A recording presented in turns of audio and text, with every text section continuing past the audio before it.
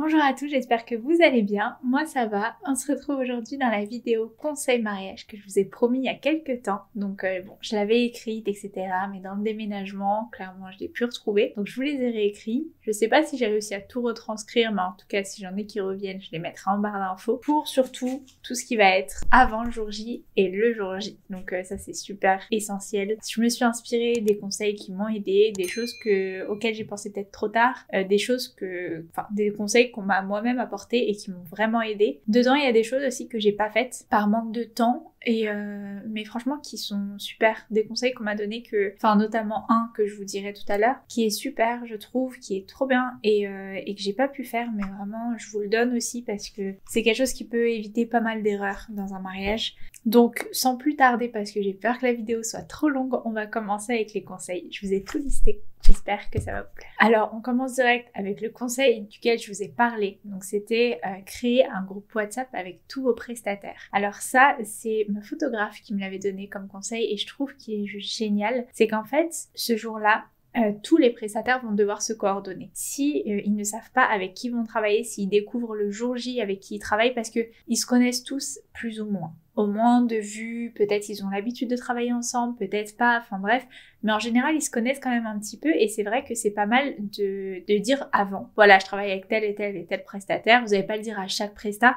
Du coup, c'est bien de faire un groupe WhatsApp où vous les réunissez et comme ça, quand vous avez même une info toute bête sur votre mariage, vous pouvez leur transmettre. Vous pouvez leur transmettre sans forcément avoir à aller à le dire à chaque prestat. Vous voyez, quand il y a des infos comme, je sais pas, l'entrée dans la salle, en vrai, ça concerne votre DJ, ça concerne votre photographe, votre caméraman, ça concerne aussi l'organisateur de la salle pour le buffet, plein de choses comme ça qui vont justement vous permettre déjà de gagner du temps parce que tout le monde aura l'info au même moment, tout le monde aura la même info et ensuite, admettons, ils peuvent, le jour du mariage, déjà, se contacter entre eux. Parce que vous n'allez pas avoir forcément votre téléphone. Enfin, vous l'aurez, mais c'est pas le moment de gérer tout ce qu'il y a à gérer. Tout a été organisé en amont.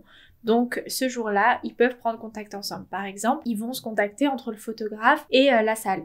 Ou entre le photographe et le DJ. Ouais, vous arrivez quand? Ok. Ou alors, je sais pas, la photographe va envoyer un message.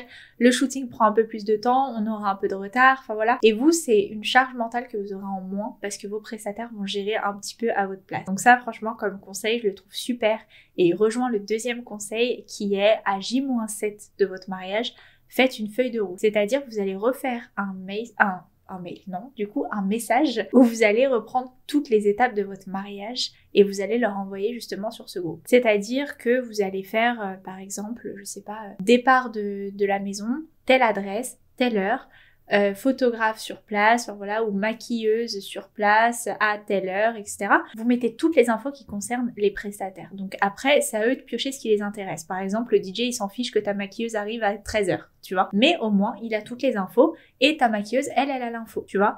Vous vous en fichez de faire des messages par-ci, par-là parce que franchement, avec la fatigue, avec le stress, avec tout ce qu'il y aura à gérer, vous allez oublier d'envoyer un message à quelqu'un, vous allez vous tromper dans l'horaire, on sait jamais. Faites un message récapitulatif à tout le monde, heure par heure. Vous mettez 14h, mairie, 14h15, mairie, vous mettez les adresses. Tout le temps, mettre les adresses, faites attention parce que ça, on n'y pense pas des fois. Mais ils ont besoin des adresses, c'est super important. Même s'il y a le cortège, même s'il y a tout ça, ils ont besoin d'avoir Waze sur eux. Comme ça, s'ils perdent le cortège, au moins vous avez vos musiciens, vous avez tout avec vous. Et il n'y a aucun problème. Donc les adresses, les horaires, donnez-leur un contact à contacter ce jour-là, parce que dites-vous que vous n'aurez pas tout le temps votre téléphone à la main, comme je vous ai dit. Donnez le contact de votre soeur, de votre frère, de votre père, de votre mère, peu importe, quelqu'un qui a son téléphone et qui sera joignable et à qui justement ils pourront se référer ce jour-là. Ensuite, c'est un conseil, alors je vous dis, je vous les ai pas mis dans l'ordre, je les ai vraiment listés. C'est un conseil que je vous ai déjà donné, mais que je vais vous redonner là si jamais vous n'avez pas vu la première vidéo. Ça va être de demander des contacts à votre salle. En général, la salle de réception, c'est un des premiers prestataires qu'on va choisir, si ce n'est le premier. Et les salles connaissent beaucoup de prestataires. Donc, dites-lui, est-ce que tu as des cartes à me donner, t'as des prestataires à me conseiller, et eux vont te les donner, tu vois. Après, tu fais tes recherches, tu choisis, tu prends pas, mais ce qui est bien, c'est que c'est des prestataires avec lesquels ils ont l'habitude de travailler, avec lesquels ils travaillent bien, et du coup, il y aura plus cette fluidité. Ils connaissent les lieux, par exemple, ton DJ connaîtra les lieux, il connaît la sono, les types de branchements qu'il y a dans ta salle, etc. Et du coup, tu t'enlèves un poids parce que eux ont l'habitude, tu vois. Donc ça, c'est pas mal aussi, et puis des fois, ils ont des cartes de presta que t'aurais pas trouvé. Tu vois. Notre DJ nous a été conseillé par la salle et il était juste super. Franchement, il était génial, notre DJ, il y avait une ambiance de dingue et j'étais trop contente qu'on l'ait choisi. En plus, vous pouvez avoir des tarifs négociés aussi. Quand ils donnent la carte, etc., tu peux avoir justement un temps de pourcentage parce que tu viens de la part d'eux. Donc ça, c'est plutôt cool aussi à savoir. Mais ouais, franchement, c'est super, notre DJ, alors qu'on l'aurait pas trouvé. Le photographe, c'était pas celui-ci, mais on l'avait contacté, il était pas disponible. Sinon, le reste, on a trouvé par nous-mêmes. Et puis même le photographe vidéaste, comme on vous a dit, on est parti ailleurs. Mais voilà. Au moins, vous enlevez une épine du pied, et puis au moins, quand on vous recommande, après, si la personne de la salle est digne de confiance aussi, hein, parce que s'il vous donne des prestats lui-même, déjà, il est un peu bancal, il vous donne d'autres prestats bancals, voilà. Mais si vous sentez vraiment le feeling, vous voyez que c'est une personne sérieuse, vous pouvez lui demander conseil, vous avez rien à perdre. Ensuite, concernant le photographe, je vous dirais de regarder des inspirations un peu photos sur Instagram, Pinterest, là où vous voulez, mais vraiment des inspirations de shooting photo de mariage, attention parce que c'est différent d'un shooting à l'autre, mais vraiment de mariage pour pouvoir lui montrer un petit peu quel effet vous voulez. Parce que il faut savoir que chaque photographe a un petit peu sa patte, c'est un artiste, hein. Donc il a sa patte, il a ses trucs, il a ses poses qu'il aime bien. Des fois ça va être des trucs très scénarisés, des fois ça va être des trucs justement sur le vif. Selon ce que vous allez aimer, il faut vraiment le préciser. Donc montrez-lui. Des fois c'est difficile avec les mots, mais c'est plus facile en images. Voilà, j'aime bien telle pose, telle pose, telle pose. J'aime bien tel effet. J'aime bien ces effets-là de retouche. J'aime bien ces effets-là de prise de vue, etc. Et ça va lui permettre justement de se situer un petit peu dans le travail qu'il va vous fournir à la suite et voir vos attentes surtout. Ensuite, un petit peu en lien avec ça, je vous conseillerais aussi pour les inspirations de photos de regarder certaines poses que vous pouvez aimer. Parce que ça, c'est vrai qu'on sait pas trop, on se laisse guider par le photographe et des fois il y a des poses où elles sont un petit peu gnangnan, hein, faut dire ce qui est. Donc essayez de vous inspirer un maximum de ce qui se fait, de ce qui se fait moins, enfin voilà, des photos que vous avez aimées, des styles, du rendu que vous aimez, pour justement réessayer ces poses-là quand vous serez en shooting en famille ou à deux. Ensuite, on va arriver niveau finance un petit peu. Je sais pas si vous le savez, mais en général, on donne 30% environ en acompte, donc avant le mariage, et ensuite, on va donner le reste de la somme qui est due le jour du mariage, d'accord? Donc à ce moment-là, c'est vrai qu'on n'y pense pas forcément, c'est vrai qu'on peut oublier, franchement le matin tu dois te préparer, tu dois courir à droite à gauche, tu peux oublier. Donc vraiment avant le mariage, essaye un maximum, tu fais des enveloppes, tu mets le nom du prestataire, tu mets la somme qui est dedans et tu les fermes, tu les donnes à quelqu'un de confiance, tu fais toutes tes enveloppes, tu vas retirer l'argent si c'est en liquide ou si c'est en chèque, peu importe, enfin bref, on s'en fiche, mais en tout cas tu fais tes enveloppes avec le prestataire, t'écris pas forcément le nom ou alors t'écris photographe et le nom du photographe, tu vois, parce que tes parents ou tes proches ne connaissent pas forcément le nom, ils peuvent s'embrouiller, on sait jamais. T'écris DJ, t'écris voilà, et tu donnes les enveloppes et tu leur dis voilà, à la fin de la soirée, tu leur donnes leur enveloppe. Et comme ça, vous, ça vous débarrasse, vous aurez pas de sac à main, vous aurez rien sur vous. Donc vraiment, donnez cette tâche à quelqu'un de confiance et au moins vous serez apaisé. Moi vraiment, ce jour-là, j'avais préparé les enveloppes, etc. Et c'est vrai que je voyais pas, en fait, je les ai passées à ma mère et je voyais pas ma mère donner les enveloppes, tu vois. Et c'est vrai que c'est quelque chose auquel j'aurais pas pensé. Et puis les prestats, tu sais, ils osent pas trop venir se déranger. Excuse-moi, est-ce que je peux être payée? Je dois partir et tout. C'est un peu délicat. Donc tu leur dis, pareil dans la feuille de route, voilà, à la fin, vous allez voir ma mère qui justement vous donnera vos enveloppes. Vous le précisez, comme ça la personne va vers vos parents, la personne qui est en charge en tout cas des enveloppes, et vous êtes tranquille, vous n'êtes pas embêté par tous les prestats qui viennent demander leur argent à la fin. Un peu dans cette idée-là aussi, ça va être vraiment d'apprendre à déléguer. Moi je sais que c'est quelque chose que j'ai un petit peu du mal à faire, c'est quelque chose que j'aime pas trop parce que j'aime bien avoir une vue vraiment de ce que je fais, mais il faut apprendre à déléguer même des petites missions. Pour vous illustrer, par exemple, moi, le jour de mon mariage, avant, j'avais acheté, vous savez, les canons à pétales. J'en avais acheté pas mal et tout ça. Et puis, j'avais prévu que les frères soient justement tous à la sortie de la mairie, ils les utilisent et tout ça. Et c'est quelque chose que on avait peur d'oublier. Et en fait, ma mère, ce qu'elle a fait, c'est que la veille, elle a dit à mes frères, mettez-les dans les coffres de la voiture, parce que c'est quelque chose qu'on oublie le jour J. Donc ils l'ont mis dans les coffres de la voiture. Et moi, c'est quelque chose que j'ai totalement oublié. Et quand on est sorti de la mairie, que j'ai entendu les paf et que j'ai vu les pétales, je me suis dit, ah oui, les pétales, c'est vrai. Et tu vois, heureusement, en fait, que on leur a donné cette mission, entre guillemets, d'avoir, et eux se sont souvenus qu'ils avaient les canons à pétales et qu'il faut les sortir au moment de la mairie. Mais sinon, franchement, il y aurait pas eu de canons de pétales et je m'en serais même pas aperçue, en fait. Vous voyez? Après, pareil, ça s'est pas passé exactement comme ce que je pensais. Moi, dans ma tête, c'était forcément les frères et les beaux-frères qui allaient le faire. Au final, j'ai complètement oublié. C'est mes frères qui l'avaient, donc ils se sont débrouillés, ils ont distribué un petit peu, puis pour qu'il y en ait un pour chacun, et puis voilà. Donc bon, c'était un peu différent de ce que j'avais pensé, mais au moins, il y avait les canons à pétales, quoi. Et c'est vrai que on va penser aux grosses choses, mais aux petits détails comme ça, on va pas penser en fait. On va oublier parce que tu dis bon, c'est bon, il n'y a pas mort d'homme s'il y a oubli, même si pour toi tu vas pas l'oublier, mais voilà. Donc essayez de déléguer même des petites tâches comme ça, c'est super important. Je sais pas, ça va être... Moi je crois que c'est une des seules choses que j'ai déléguées, j'avoue. S'il y avait aussi prendre ma valise et mon sac à dos, hein, mais qui a été oublié justement le jour de mon mariage quand je suis partie en voyage de noces le lendemain. Mais sinon, ouais, je crois que c'est tout ce que j'ai délégué. Bah, il y avait aussi rendre ma robe, parce que du coup on est parti en voyage juste après. Et le jour J, ma mère, oui, les enveloppes. Enfin voilà, après il y a des petites missions comme ça, mais n'hésitez pas à déléguer des petites choses parce que vraiment ça va vous alléger. Après, choisissez les bonnes personnes bien sûr, mais allégez-vous un maximum. Toujours dans la rubrique argent, je vous dirais de prendre du liquide sur vous, de l'argent liquide, parce que tu sais pas ce qui peut se passer ce jour-là. Par exemple, nous, quand on a loué la voiture, en fait, les invités avaient du retard. On était censé faire notre entrée, sauf qu'il y avait pratiquement personne, donc on attendait dans la voiture. Donc ça rajoutait des heures en fait, et si on n'avait pas de liquide sur nous, logiquement, voilà, on n'aurait pas pu le payer. En soi, il voulait pas, mais nous, c'était important, il était garé, il attendait, le pauvre. Donc au moins, on avait de l'argent liquide, on pouvait lui payer des heures supplémentaires tout le temps qu'il attendait.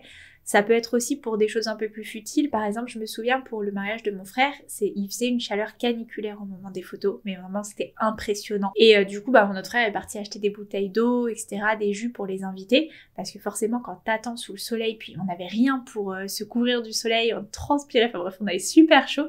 À ce moment-là, tu vois, quand t'as du liquide, tu peux envoyer quelqu'un aller acheter ce qu'il faut, quoi. Donc ça, c'est important. Que ce soit pour un prestat, je sais pas, même tu veux laisser un pourboire à la fin parce que voilà, t'as un prestat qui a fait une super prestation et tout ça, au moins t'as de l'argent avec toi. Ça, c'est super important. Ensuite, niveau un peu dans le même registre, mais plus dans l'argent cette fois-ci, dans la santé, pensez à prendre des Doliprane. Alors ça, c'est quelque chose auquel on pense pas forcément, mais c'est vrai que c'est vachement utile. Nous, il avait plu au moment des photos et du coup, le shooting photo avec la famille, c'était un petit peu long. Puis ensuite, shooting photo à deux, on était en extérieur, il faisait un petit peu frais. Et enfin, moi, je suis frileuse après, hein, mais on est allé dans la voiture une fois qu'on a terminé. Et c'est vrai qu'on avait à peu près 55 minutes, 1 heure de trajet jusqu'à notre salle avec le chauffage, la fatigue, la pression qui redescend un petit peu et tout ça. Et quand on attendait les invités, j'étais prise mais de maux de tête énormes. Vraiment, j'avais l'impression que je tombais malade. J'étais comme prise du nez, mal à la gorge, mal à la tête. J'étais vraiment pas bien du tout. Et du coup, j'avais pas de Doliprane sur moi parce que ma mère et ma soeur étaient pas encore arrivées. Ils étaient pris dans les bouchons, etc. Donc du coup, je suis partie boire un café dans la salle et après je suis repartie me faufiler dans la voiture ni vu ni connu. Mais c'est vrai que j'avais super mal à la tête. Et puis après, quand elles sont arrivées, elles m'ont passé un Doliprane. Mais c'est vrai que ça, t'en as besoin même en fin de soirée quand il y a beaucoup de musique, si t'as pas dormi la veille, etc. Franchement, prends un Doliprane, t'en auras toujours besoin. Si tu t'es pas bien, ce serait dommage de gâcher ta fête pour si peu en fait. Puis franchement, avec le stress, des fois, avec la fatigue, tu sais pas, mais ton corps peut mal réagir, donc prends quelque chose au moins pour te soulager un petit peu. Là maintenant, on va rentrer un petit peu dans la case vêtements. Et le premier conseil, je pense que vous l'avez déjà entendu, c'est éviter de prendre trop de tenues. Parce que plus tu vas prendre de tenues, je sais, on veut faire des défilés, on veut mettre les plus belles robes, on veut, voilà, c'est notre kiff, etc. Mais c'est vrai que plus t'as de tenues, moins tu profites de ta soirée. T'as le temps de te changer à chaque fois, de te déshabiller, de te réhabiller, de te réaccessoiriser, etc. Ça met du temps, mine de rien. Ça met énormément de temps. Et tu rates en fait, tu rates des moments de la soirée. Nous, je sais que, alors moi j'avais 7 robes en comptant ma robe blanche, j'ai pu en mettre que 6 parce que forcément faute de temps, et pourtant on avait un timing bien régulier. C'est ma soeur qui m'aidait à me changer, elle était ultra efficace, franchement on était méga efficace. On arrivait, il n'y avait pas de chichi, elle changeait, je me changeais, mon mari changeait, enfin on était là en speed, moi j'attachais, j'attachais ma robe, elle attachait mon collier, enfin franchement on essayait d'être vachement efficace, et malgré ça on a perdu beaucoup de temps. Et pourtant elle m'a beaucoup allégée, elle rangeait les tenues et tout derrière moi. Moi après c'est bon, j'allais faire mon défilé, mais elle rangeait derrière, etc. C'est énormément de travail et ça vous fait perdre du temps de votre mariage, et même pour la personne qui vous habille, au final elle profite pas comme elle devrait. Donc vraiment essayez un maximum de pouvoir justement profiter et prendre le moins de tenues possible. 4 c'est l'idéal, vraiment. C'est ce qu'on m'a dit et je suis d'accord avec ce nombre-là. 4 c'est très bien. Dans les tenues aussi, prenez un petit kit de survie pour la couture. Si vous craquez votre robe, s'il y a une perle qui saute, s'il y a un bouton qui saute, on sait pas. Essayez de prendre fil, aiguille, des fils qui sont à peu près de la même couleur que vos tenues, un bouton, enfin bref, faites un petit kit de survie, comme ça s'il se passe le moindre problème, vous pouvez faire une retouche. C'est pas une fois à la salle et vous avez rien que vous allez pouvoir retoucher une tenue. Faites-vous une toute petite trousse où vous avez l'essentiel au moins dedans, franchement ça peut vous sauver la vie. On va parler maintenant chaussures. Souvent, on achète des belles chaussures pour le mariage, d'accord, des beaux escarpins, tout ce que tu veux, et on les achète pour cette occasion, d'accord. Donc au final, on arrive le jour J et puis on les découvre. On va les essayer vite fait à la maison, mais elles nous vont vite fait dans le magasin, etc. Tout va bien. Et puis le jour de la fête, quand tu dois les mettre des heures et des heures, quand tu dois marcher sur le goudron, marcher dans les cailloux, etc., c'est plus la même histoire. Donc moi, ce que je vous dirais vraiment, avant le mariage, faites vos chaussures. Sortez sur le goudron, surtout, faut qu'elles soient tout terrain, vos chaussures. Faut vraiment que vous les fassiez. Et si ça peut vous aider, si elles sont un petit peu serrées, mettez des chaussettes avec vos chaussures et vous faites avec le sèche-cheveux. Vous chauffez tout autour pendant à peu près 5 minutes et elles vont se détendre un petit peu. Essayez de faire ça plusieurs fois parce que des fois après elles vont se rigidifier. Mais essayez de faire ça, moi c'est ce que j'ai fait pour mes chaussures et malgré ça, hein, le jour du mariage elles m'ont fait un peu mal. Donc c'est pour ça. Essayez de les faire un maximum parce que si vous n'êtes pas à l'aise dans vos chaussures, bah déjà vous pouvez tomber, ça c'est pas cool.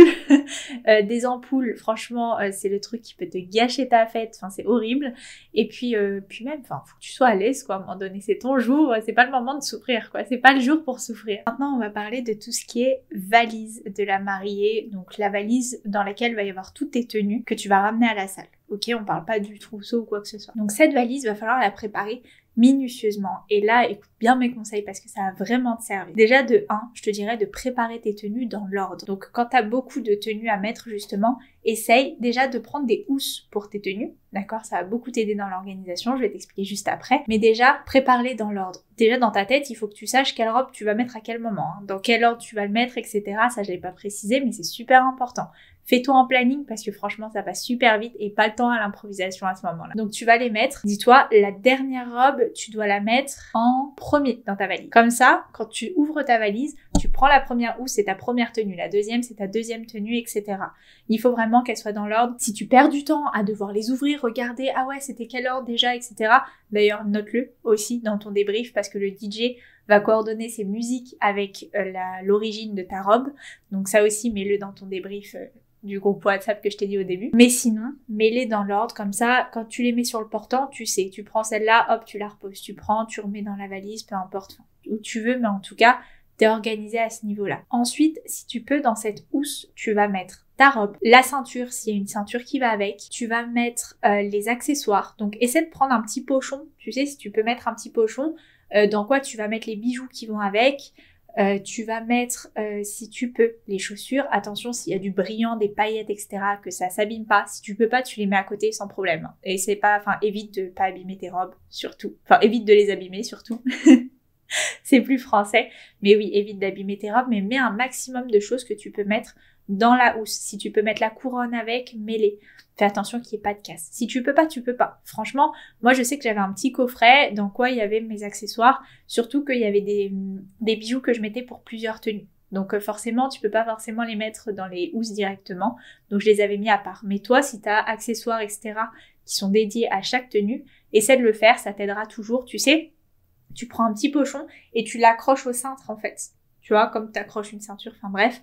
Et au moins, tu sais que tout est ensemble parce que toi, tu as tout en tête, mais la personne qui va te préparer, elle sait pas forcément. Si c'est pas une mégafa, elle va pas savoir quel bijou tu veux mettre. Donc au moins, c'est efficace. Elle ouvre la housse, elle a tout, elle a juste à te les mettre et c'est bon, on repart danser. Ensuite, ce que tu peux faire, c'est justement, si tu as des bijoux comme moi que tu vas utiliser pour plusieurs tenues ou des choses qui vont être un petit peu réutilisées, ce que tu peux faire, et ce que je te conseille même si t'as pas de différentes tenues, c'est, alors moi j'avais fait, juste avant le mariage, j'avais ressorti toutes mes tenues, je les avais réessayées bien évidemment et tout. Et en fait, j'avais plié ma robe, enfin chaque robe, je l'avais mis à plat. À côté, j'avais mis les chaussures, j'avais mis les accessoires, la couronne qui allait avec, etc. Et j'avais pris une photo. Et j'avais fait ça pour chacune de mes tenues. Donc même quand je réutilisais par exemple des bijoux, j'allais mettre la deuxième robe avec encore les bijoux, etc.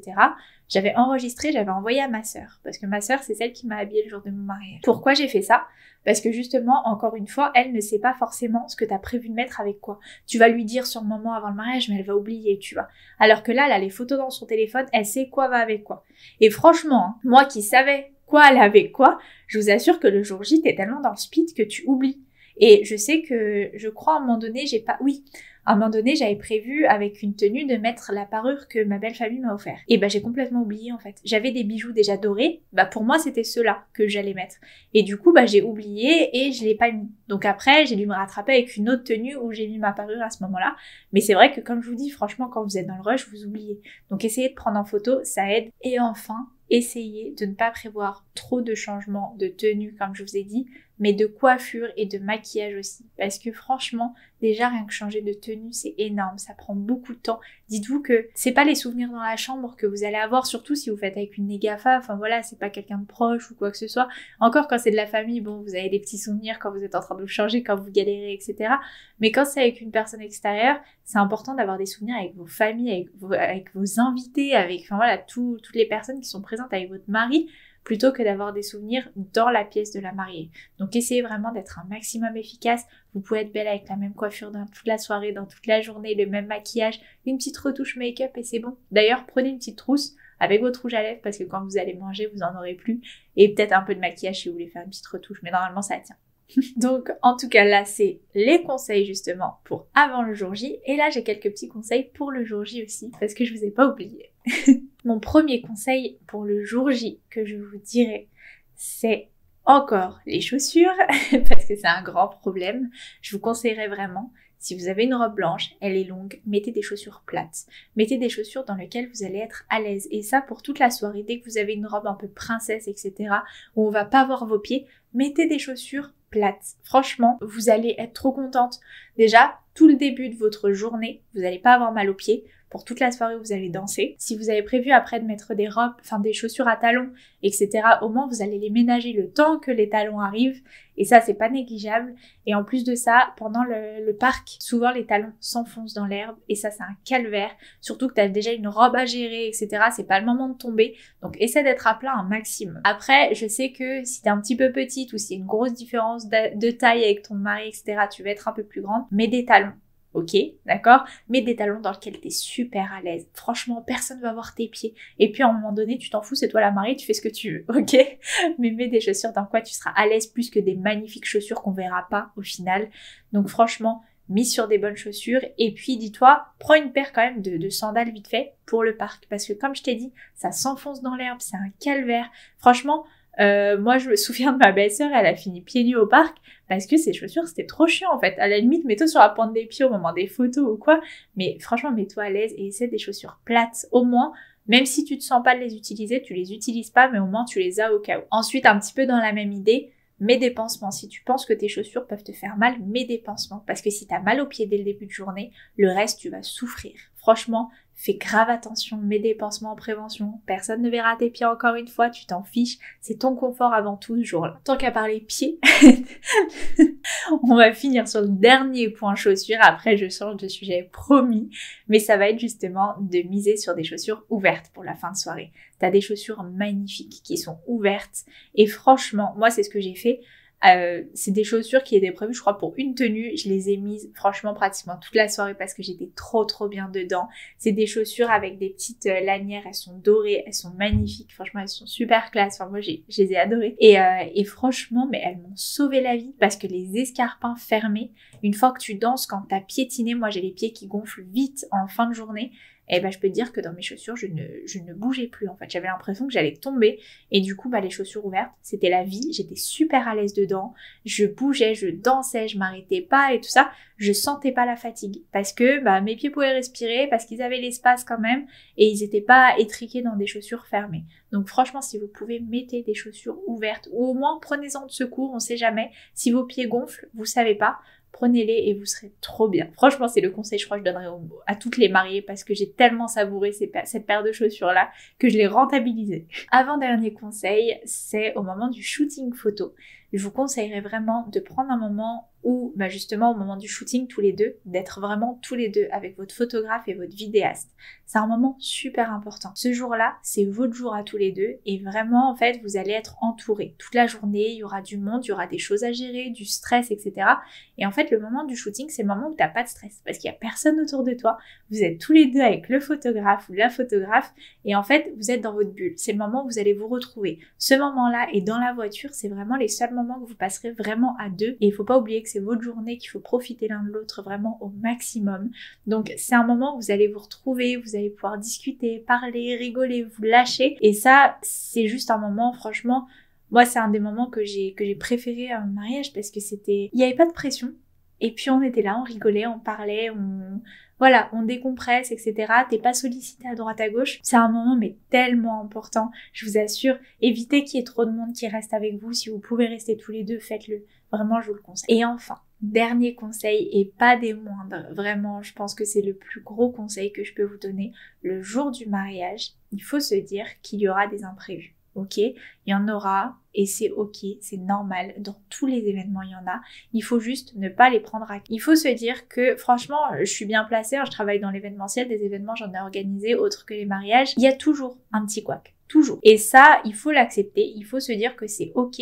Et c'est pas le jour du mariage que tu organises ton mariage. Toute l'organisation, elle est faite en amont. Elle est faite avant. Le jour du mariage, en fait, c'est dans cet état d'esprit que j'ai pris les choses. C'est que je me suis dit, ok Dunia, pendant presque un an, tu as organisé le mariage, aujourd'hui tu profites. Ça y est, c'est terminé. Ce qui doit se passer, ça se passera. Les dés sont jetés. S'il y a un imprévu, il y a un imprévu. C'est pas le moment de s'énerver, c'est pas le jour pour s'énerver, c'est pas le jour pour être frustré, c'est pas le jour pour être triste, on s'en fiche. S'il y a quelque chose qui couaque, ça couaquera et c'est pas grave. Au final, nous, je sais pas s'il y a eu de l'imprévu vraiment. Je saurais plus vous dire, mais franchement, enfin si, je crois qu'il y a eu des petits imprévus, mais rien de bien grave, hein, notamment avec la pièce montée. Franchement, faut prendre les choses avec légèreté parce que ce jour-là, c'est le jour où t'as le sourire, où tu profites, où tu kiffes ta vie, vraiment. Et dis-toi, c'est votre jour, c'est le jour du bonheur. C'est pas le jour pour être contrarié, c'est pas le jour pour t'énerver, c'est pas le jour pour être angoissé. S'il y avait quelque chose à faire, c'était avant. Maintenant, c'est lancé en fait. C'est comme si t'es dans une pente, allez, tu te lances et c'est tout.